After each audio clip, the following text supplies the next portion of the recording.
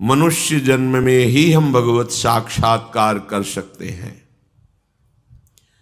बिना भगवत साक्षात्कार किए दुख सुख लाभ हानि राग द्वेष जय पराजय जन्म मृत्यु आदि ये जो बड़े दुखद द्वंद्व हैं, हम इनसे मुक्त नहीं हो पाएंगे।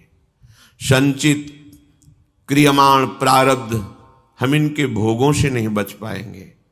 बार बार जन्म मरण क्लेश अशांति दुख, कैसे कैसे संसार में दुखों की रचना है। स्वयं में हम राग द्वेष करके अपना पतन करते रहते हैं। हमें आचरण सुधार कर आनंद में डूबना है, ये हम भूल जाते हैं और हम दूसरों की निंदा स्तुति करने में अपने साधन पक्ष में जो लगाने के लिए समय मिला है उसको नष्ट करते रहते हैं। अज्ञान की हद हो गई।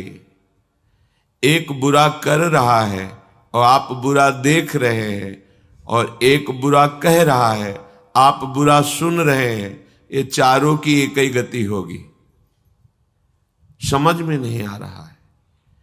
जो समय हम ये व्यर्थ दर्शन, व्यर्थ भाषण, व्यर्थ चिंतन, व्यर्थ क्रियाओं में लगा रहे हैं, यही यदि हम प्रभु में लगा दे तो इसी जन्म में हमें महासुख मिल जाए।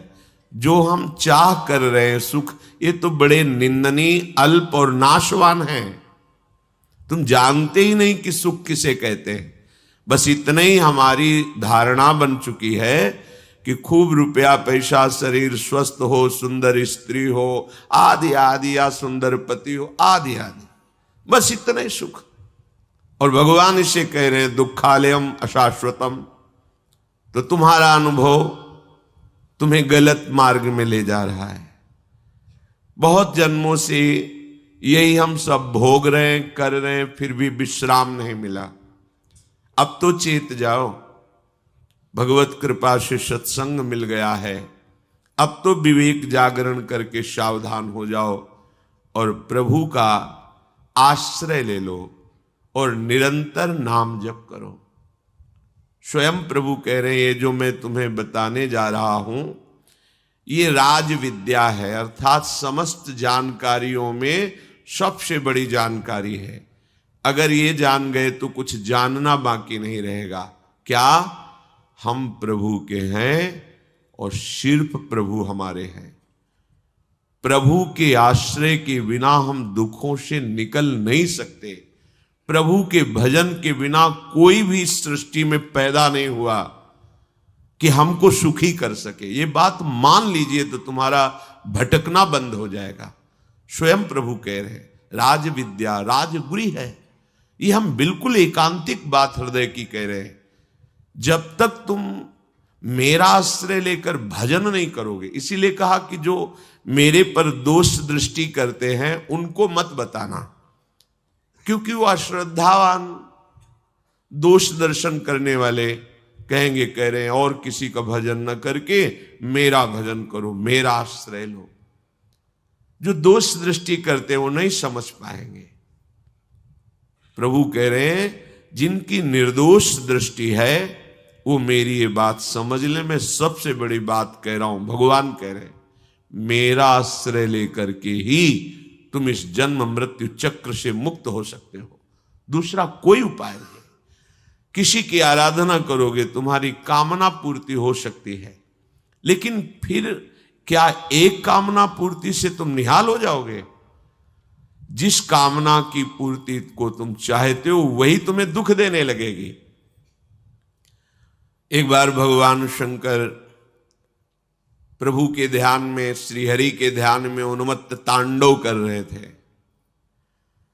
बाणासुर के मन में था कि मैं ऐसा बलि बनूं कि कोई मुझे सहज में परास्त न कर पावे, और भगवान शिव की सेवा में था। तो तालियां बजा करके वो भगवान शिव के तांडव में सहयोग करने लगा।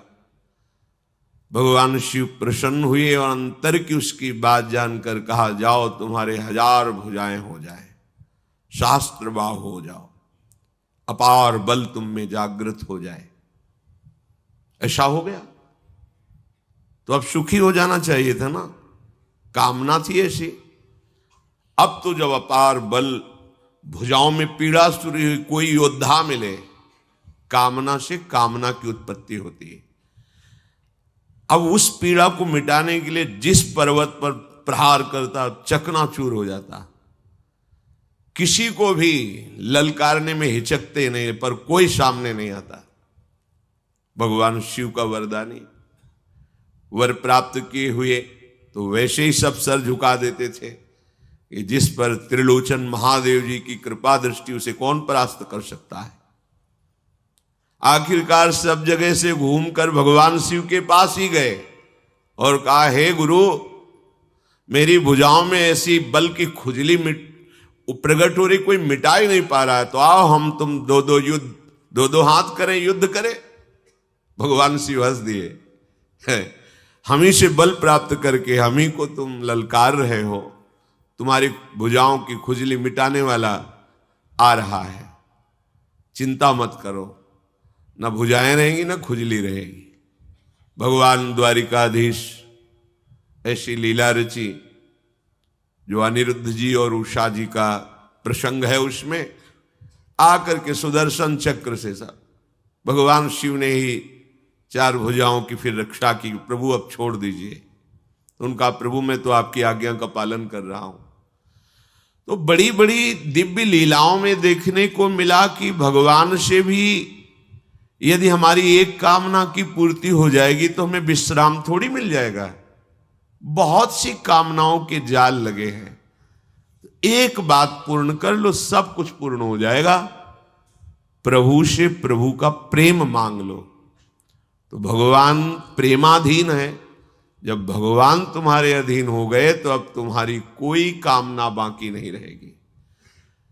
सही पूछो तो जिसे भगवदानंद की प्राप्ति हो जाती है, उसमें कामना का स्फुरण ही नहीं होता। जब तक ये कामनाएं हैं तब तक शांति नहीं है। जो अशांत है उसे सुख कहां मिल सकता है? अशांतस्य कुतः सुखम। भगवान का आश्रय लेकर भजन प्रार्थना मान लीजिए। कोई भी संत महात्मा, चमत्कार, दिव्यता ये तुम्हारे दुख को निवारण नहीं कर पाएगी। शब्द याद कर लो। हां, यदि संतों की बात मान लोगे तो दुख रहेगा नहीं, ये भी बात मान लो। ये कोई चमत्कार तुम्हारे दुखों को नहीं मिटा सकता। आप लोग समझते नहीं हैं, हमारे मन की कोई बात 1 मिनट की वर्तमान की बता दिया तो क्या होगा? 24 घंटे हम अपने मन की बात जानते हैं क्या हो। अगर तुम हमारे मन की 5 मिनट की बता दोगे तो क्या हमारा बन जाएगा? बात तो तब बननी है जब हमारे मन की चाल को तुम जानकर मन को भगवत चरणारविंद में समर्पित कर दो। अब इसमें चाह ही ना रह जाए। इसके लिए सब हाथ उठा देंगे और यही कहेंगे, हरि भजो, राम भजो, कृष्ण भजो। क्योंकि ये किसी चमत्कार से नहीं होता, ये केवल भजन से होता है। और जब तुम्हारा मन आनंद समुद्र प्रभु में लगेगा तो किसी कामना की चाह ही नहीं रह जाएगी। केवट करुणा में भगवान श्री राम के जब चरणों को प्रक्षालन कर रहा है, जे ही चरणों का स्पर्श हुआ, अति आनंद उमगी अनुरागा। अति आनंद, अनुराग का ऐसा उमगन प्रभु दे रहे हैं। तो प्रभु से कह रहा, अब कछुनाथ न चाहिए, आपसे भी नहीं चाहिए, मिल गया। अनंत जन्मों से जिस आनंद की खोज कर रहा था जगत में, समय नष्ट हुआ। हे जगदीश, आपके चरणों का स्पर्श हुआ, आज वो प्राप्त हो गया। अब कछुनाथ न चाहिए मोरे। एक ही बात तुम्हारे हृदय में बैठ जाए कि हमारे दुखों के छूटने का एकमात्र उपाय भगवान का स्मरण। भगवान व्यास देव जी कह रहे, हरि स्मृति सर्व विपद विमोक्षणम। कोई भी विपत्ति ऐसी नहीं है जो भगवान का स्मरण करने वाला जीत ना पाए विपत्ति को। विपत्ति उसे परास्त नहीं कर सकती। हर विपत्ति संपत्ति से बढ़कर सुख देने वाली बन जाएगी यदि आप हरि स्मरण करेंगे।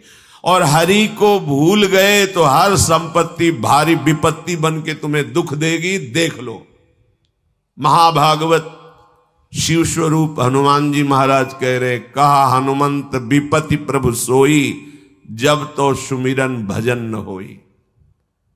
ये ज्ञानी नाम अग्रगण्यम है, बुद्धिमताम वरिष्ठम है, इनकी बात मान लो। ये गुरु स्वरूप हैं, भक्ति के दास भाव के आचार्य हैं। कह रहे हैं कि वही विपत्ति है, वही महान दुख में फंसा देने वाली बात है जब भगवान को भूल गए। जब भगवान की सेवा और सुमिरन नहीं होता तो कोई भी संपत्ति तुम्हें सुख प्रदान नहीं कर सकती। भगवद विमुख को यहां से लेकर ब्रह्मलोक तक कहीं सुख का अनुभव नहीं हो सकता, और भगवत स्मरण वाले को नरक में भी दुख नहीं हो सकता। इसीलिए आचार्य चरण कह रहे हैं, हरिवंश महाप्रभु, यत्र यत्र मम जन्म कर्म भीर नारके परमे पदे अथवा राधिकारत निकुंज मंडली तत्र तत्र हृदय में विराजताम। हे प्रियाजू, चाहे मुझे कर्म के अनुसार नरक में रखो, स्वर्ग में रखो, परम पद में रखो, इसकी मेरी मांग नहीं है। मेरी मांग है कि मधुर मधुर स्मृति आपकी होती रहे और आप अपने रास परिकर के सहित मेरे हृदय मंडल पर विराजमान रहे। अब चाहे नरक रखो चाहे परम पद, दोनों एक ही बात है। परम पद और नरक एक ही बात हो गई, क्योंकि प्रियाजू का स्मरण चल रहा है, प्रियाजू की रूप माधुरी बसी हुई है। आज तक कहीं कोई ऐसा प्रमाण नहीं मिला कि भगवद विमुख सुखी हो गया हो, कहीं नहीं प्रमाण मिला। हम जो भोगों की तरफ लालायित होते हैं, हमारे तो माने हुए बहुत छोटे भोग हैं। इतिहास में जब पढ़ के देखते हैं कि चक्रवर्ती सम्राट और जिनकी सैया पर उर्वशी जी विराजमान है, उनको भी तृप्ति नहीं हुई, पागल होकर विषयों की तरफ भागते रहे और हा खाए। देखो पढ़ करके शास्त्रों को कि हाय मैं लुट गया, धिक्कार है मेरे जीवन को, मैं कहां फंस गया। वो बोल रहे हैं, वो उर्वशी जी जिनको देखकर ऋषि मुनियों के मन विचलित हो जाते हैं, उनके लिए पूर्वा जी कह रहे, हा मैं ठगा गया, मेरा जीवन व्यर्थ चला गया, मैं व्यर्थ में अपने को सम्राट मानता रहा, मैं तो विषयों का घृणित दास रहा। कोई भी कहीं भी कैसा भी, जब तक आप प्रभु के चरणों का आश्रय लेकर भजन नहीं करेंगे बात नहीं बनेगी। श्री भगवान कह रहे, अश्रद्धाना पुरुषा धर्मस्यास्य परंतप अप्राप्य माम निवर्तन्ते मृत्यु संसार वर्तमनि। अश्रद्धाना पुरुषा धर्मस्यास्य परंतप। हे परम तप अर्जुन, ये जो मैं धर्म वर्णन कर रहा हूं ये बड़ा महिमामय है। देखो, भगवद आश्रय एक बहुत अमूल्य वस्तु है। साधना एक तरफ हो, भगवद आश्रय एक तरफ। बात समझो, ये समझ में जल्दी नहीं आती। भगवद आश्रय ही मोक्ष दिलाता है, भगवद आश्रय ही प्रेम दिलाता है, भगवद आश्रय ही हमें इस भवसागर से मुक्ति दिलाता है। सच्ची मानिए, आश्रय हृदय से ले लिया जाए प्रभु का, और फिर कोई विषय हमें भटका दे तो भी परिणाम हमारा मंगल ही होगा, क्योंकि प्रभु का स्वभाव है विमुख भय निमिषो न अकृपा, जब चितये तब वैसे। बड़ी ये बात जो सूरदास जी महाराज के पद में है, ये हृदय को लूट लेने वाली बात है। प्रभु का आश्रय लिया और कुछ समय भजन किया, फिर विमुख हो गए, तो ऐसा नहीं कि प्रभु अकृपा कर देंगे। जब लौट के देखोगे तो वैसे ही उनका प्यार दुलार मिलेगा, वैसे उनकी बाह आपका आलिंगन करने के लिए फैलाए। आ जाओ, तुम मेरे हो। विमुख भये निमिषो न अकृपा, जब चित है तब वैसे। कई बार बताया, ये विश्वास के लिए कहते हैं कि इस धर्म की परम महिमा है। जगन्नाथ जी के श्रीअंग सेवा में कुशंग से वैश्यागामी हो गए। अंग सेवियों ने संगोष्ठी की और उनसे कहा श्रीअंग की सेवा या वैश्या का संग, दो में एक निश्चय करो, दोनों साथ नहीं चलेंगे। तो उन्होंने श्रीअंग की सेवा छोड़ दी, श्री जगन्नाथ भगवान के और वैश्या का संग। ये विषय बड़ा बलवान है। ये बड़े बड़े विद्वानों की इंद्रियों में भी अपना प्रभाव दिखा देता है विषय। बलवान इंद्रिय ग्रामो विद्वानम अपि कर्षति। जब उनका अंतिम समय आया तब जगन्नाथ जी भगवान ने वैसे ही कृपा की जैसे अपने निज अंग सेवी पार्षदों पर करते हैं, और अपने पार्षदों को आदेश किया कि उनकी अंत्येष्टि क्रिया भी वैसे ही करो जैसे हमारे अंग सेवियों के विधान में होती है। तो उन्होंने कहा प्रभु इन्होंने तो आपको छोड़ दिया था और वैश्या को स्वीकार किया था। उनका उसका स्वभाव है, मेरा स्वभाव नहीं है। एक बार जो मेरा आश्रय ले लेता है मैं उसे कभी छोड़ता नहीं। इस धर्म की बड़ी महिमा है, ये परम महिमा है। साधन करोगे तो एक नौकरी जैसा है, आप जितना साधन करोगे उतना आपको फल मिलेगा। लेकिन भगवद आश्रय होकर नाम जप करोगे, ये नौकरी नहीं है, ये घर की बात है। ये घर की बात, ये मेरा निज अंग सेवी है, भटक गया तो भी परिणाम वही दो जो मेरे अंग सेवी का होता है। ऐसा हमारे प्रभु का स्वभाव है। उमा राम स्वभाव जेहि जाना, ताई भजन तज भावना ना। ये ऐसा परम धर्म है, कोई भी इस धर्म में चलने वाले को परास्त नहीं कर सकता। ये बात ध्यान से समझ लीजिए। जैसे कोई बहुत बड़ा तांत्रिक है और वो भूतों को वश में करने वाला है और तुम्हारे ऊपर भूत लगा दे, तंत्र के द्वारा मारण मूठ या कोई शाप या किसी तरह का अमंगल, ध्यान दीजिए, ये इस धर्म की बड़ी महिमा है। यदि आप भगवद आश्रित हैं, नाम जप कर रहे हैं, तो ना माया का कपट चलेगा, ना किसी का तंत्र तुम्हारे ऊपर चलेगा, ना किसी का कोई मारण मंत्र चलेगा, ना कोई भूतावेश तुम पर आविष्टित कर सकता है, ना किसी भी तरह की कोई विष आदि की। यदि आप सच्चे हृदय से भगवान की शरण में हो तो तुम्हारे ऊपर विष का भी प्रभाव खवाया जाएगा। विष वो हो जाएगा स्वास्थ्यवर्धक अमृत। गरल सुधा, गोस्वामी जी कह रहे, रिपु करहि मिताई, गोपद सिंधु अनल शीतलाई। जो भगवान का आश्रित जन होता है उसको विष भी अमृत हो जाता है। अगर उससे दुश्मनी करेगा ना कोई और उसका बुरा चाहेगा, वो जितना कुप्रचार करेगा, निंदा करेगा, उतने उसका यश बढ़ेगा। अगर वो आग लगा देगा तो उसके शरीर में चंदन से भी बढ़कर शीतलता का काम आग करेगी। जो भगवद आश्रित है। श्री हरिराम व्यास जी ने भी प्यारी जू के चरणों के आश्रित जनों को पुष्ट करने के लिए बताया कि राधा प्यारी के चरणारविंद शीतल सुखदाई, कोटि चंद मंद करत नख विद जुन्हाई। श्री राधा प्यारी के चरणारविंद शीतल सुखदाई। शाप ताप रोग शोक दारुण दुखारी, लाल इष्ट दुष्ट दलन कुंज भवन चारी। हमारी गोरी भोरी प्रियाजू के गोरे चरणारविंद का जिसने आश्रय ले लिया है, शरणागति ले ली है और राधा राधा नाम जप करता है, तो किसी भी ऋषि का साप उस पर लागू नहीं होगा। हरिराम व्यास जी कह रहे ये विशाखा सखी के अवतार है। कह रहे शाप कोई लागू नहीं होगा उसके ऊपर। ताप दैविक भौतिक ताप उसका स्पर्श नहीं कर सकता। कोई भी पाप उसे अपने अधीन नहीं कर सकता।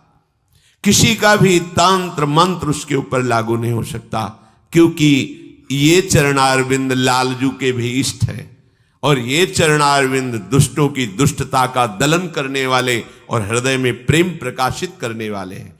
कोई भी भयानक से भयानक रोग तुम्हारे शरीर पर हो सकता है, पर वो तुम्हें अधीन नहीं कर पाएगा। शाप, ताप, रोग, शोक, बड़ी से बड़ी हानि होने पर भी तुम्हें शोक स्पर्श नहीं करेगा, प्यारी जू के चरणों का जिसने आश्रय ले लिया है। यह ऐसा परम धर्म है कि इसके आश्रित को कोई भी तंत्र मंत्र, मूठ मारण, भूत प्रेत, पिशाच पिशाचनी कोई भी नहीं स्पर्श नहीं कर सकता। ध्यान रखना। हां, अपना कल्याण कराने के लिए सामने आ सकता है, क्योंकि नाम जापक ही सबके कल्याण का सामर्थ्य भाव रख सकता। जो निरंतर नाम जप करता है उसमें सब सामर्थ्य आ जाती है। एक बार भाई जी से हनुमान प्रसाद पोद्दार जी समुद्र के किनारे बैठे नाम जप कर रहे थे, तो देखा एक सफेद पोशाक पहने हुए, पाग बांधे हुए पारसी वेशभूषा में सामने खड़े हैं। भाई जी ने सदाचार के कारण कहा, बाबूजी क्यों खड़े हो, बैठ जाइए। तो उनका, आप बोले तो मेरे में सामर्थ्य है आपसे बात करने की, डरना नहीं आप। भाई जी ने कहा, मैं क्यों डरूंगा, आप कोई भयावा थोड़ी लग रहे हैं। बोले, लग नहीं रहा, लेकिन भयावा हूं, मैं प्रेत हूं। भाई जी को कोई बात नहीं। जो भगवत भजन में ये सब कई जगह ऐसा घटना में, गंगा किनारे जैसे श्मशान है, ऐसा नहीं कि प्रेत योनि नहीं होती, होती है, पर वो प्रभाव नहीं दिखा सकती। ऐसे प्रत्यक्ष देखा है।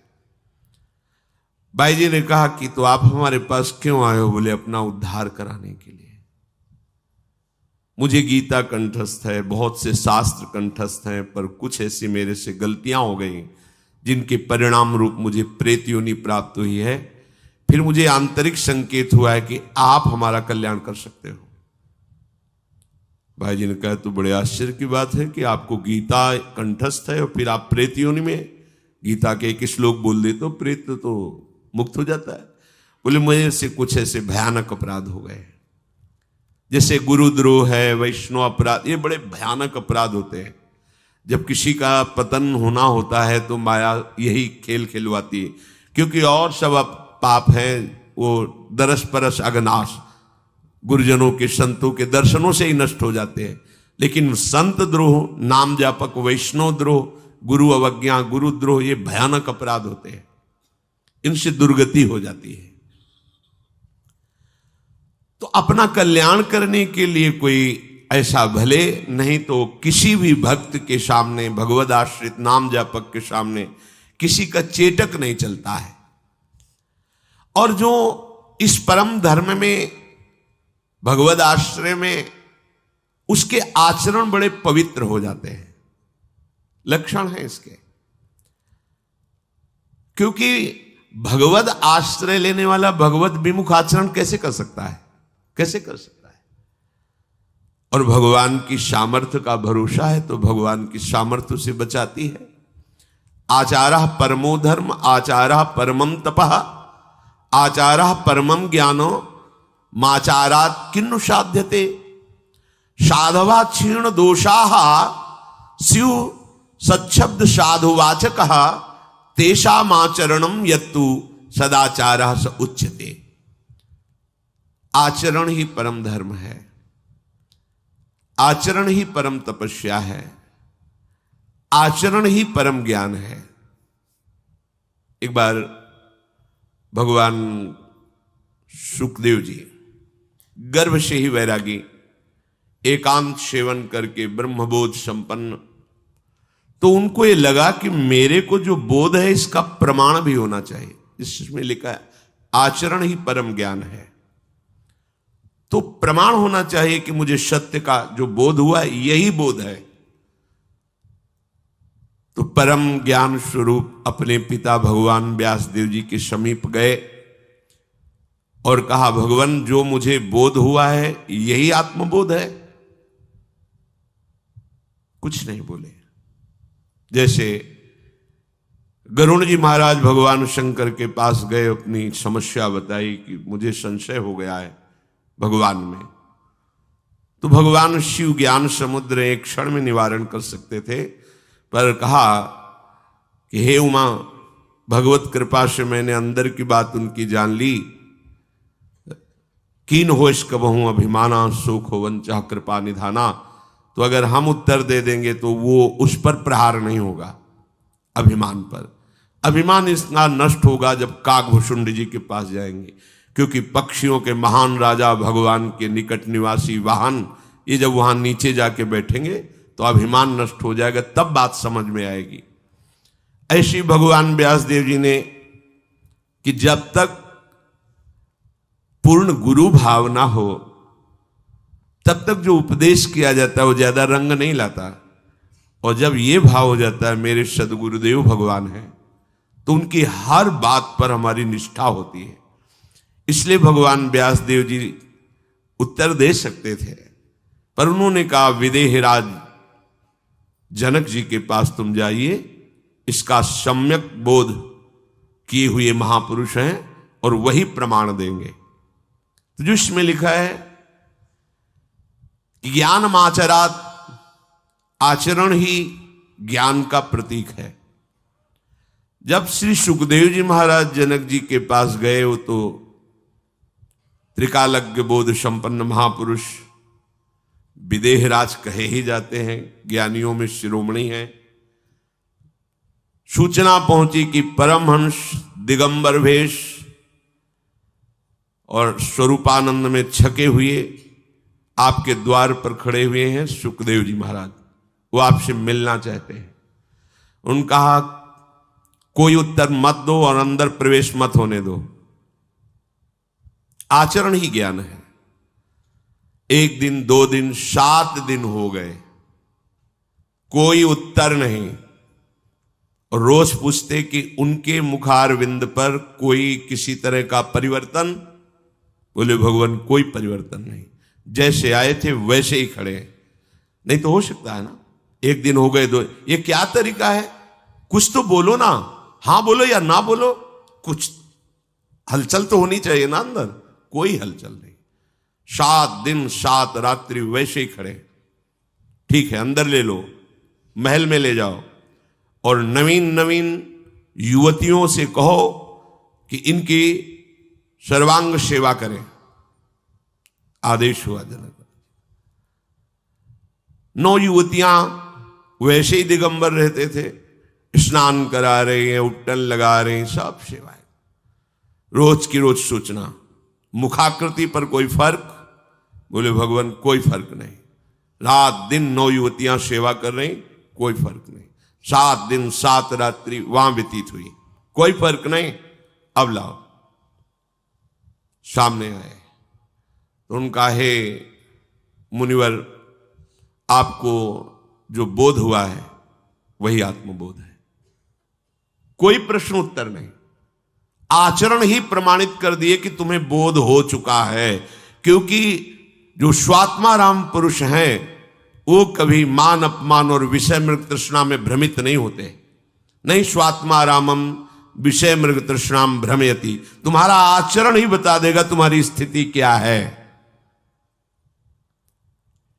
इसलिए जो भगवद आश्रित होते हैं उनके सारे दोष भजन से नष्ट हो जाते हैं। आचरण उनके परम पवित्र और प्रमाणित होते हैं, शास्त्र प्रमाणित होते हैं।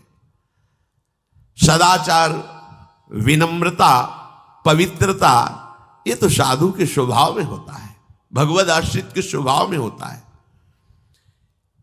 यदि वो साधु वेश रखे हैं और आचरणहीन है तो ये पाखंड है। आचारहीनम न पुनंति वेदा यद्यपि धीता सा सट विरंगई छंदास्येनम मृत्यु काले त्यजंती नीडम शकुंता इव जात पक्षाहा।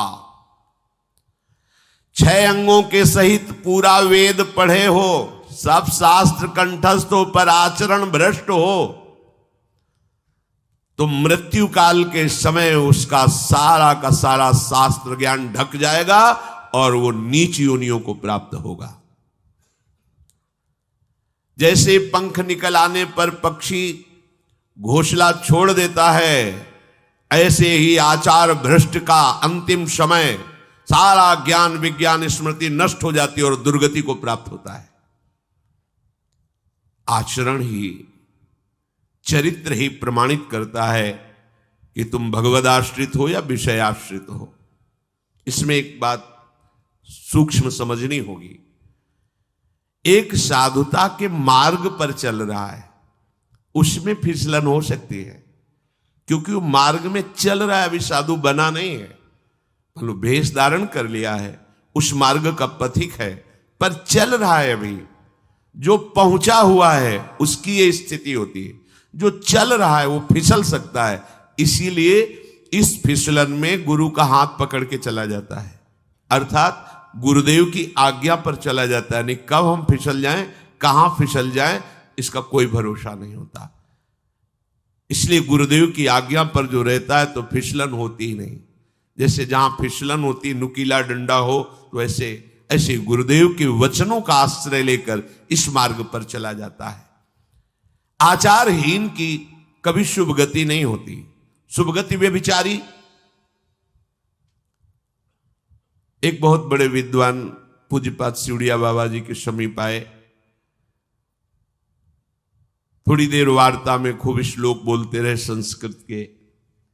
बाद में पूछा, बाबा आप बता सकते हो मेरी गति क्या होगी? तो बाबा ने कहा दुर्गति।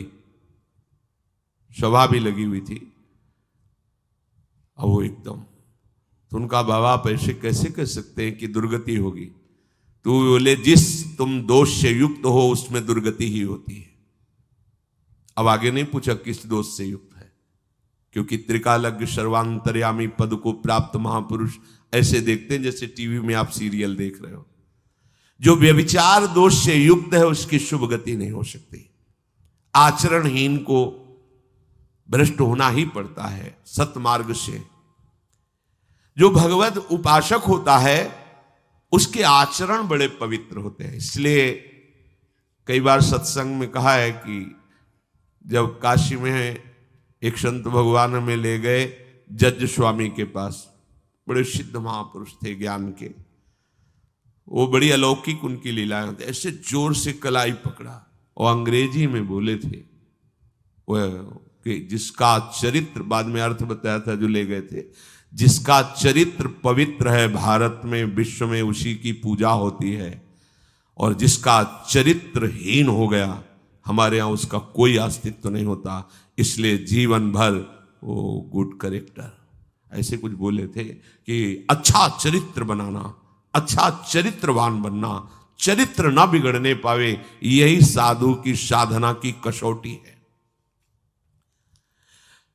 साधु जो भगवद आश्रित होता है उसमें संतोष बहुत होता है। बिना संतोष के कामनाओं का नाश नहीं होता, और बिना कामनाओं के नाश के जो वास्तविक चरम सुख है उसका अनुभव नहीं होता। बिन संतोष न काम न शाही, और अछत काम सुख सपने नाही। मनुष्य स्वप्न में भी सुख का अनुभव नहीं कर सकता जिसके कामना है। जो प्रभु का आश्रय लिए होता है उसे इसलिए विशेष संतोष होता है कि आज बिगड़ गया है, आज परिस्थिति बिगड़ी है, तो मेरे प्रभु सर्व सामर्थ्यशाली हैं। अगला क्षण होते होते वो इससे भी कई गुना बढ़कर सुंदर परिस्थिति बना देंगे अगर उनको लगेगा तो। इसलिए वो बेपरवाह रहता है, इसीलिए उसके हृदय में संतोष रहता है। और खास बात संतोष की ये रहती है कि वो बड़ा धनवान होता है, उसके पास नाम रूपी धन होता है, तो उसको पता है भगवत विधान से आज दुख आया है, विपत्ति आई, सब नष्ट हो रहा है, सब छिन रहा है, ये एक लीला है, बकाया मुझे कोई परास्त नहीं कर सकता, मेरे पास राधा नाम धन है। जिस समय ये धन प्रकाशित होगा तो जो कुछ है उससे करोड़ों गुना बढ़कर के हो जाएगा। इसलिए नाम धन से वो संतुष्ट रहता है, और यही साधुता है, यही भगवद आश्रय का स्वरूप है। जथा लाभ संतोष सदा काहू सो कछु ना चाहोगो।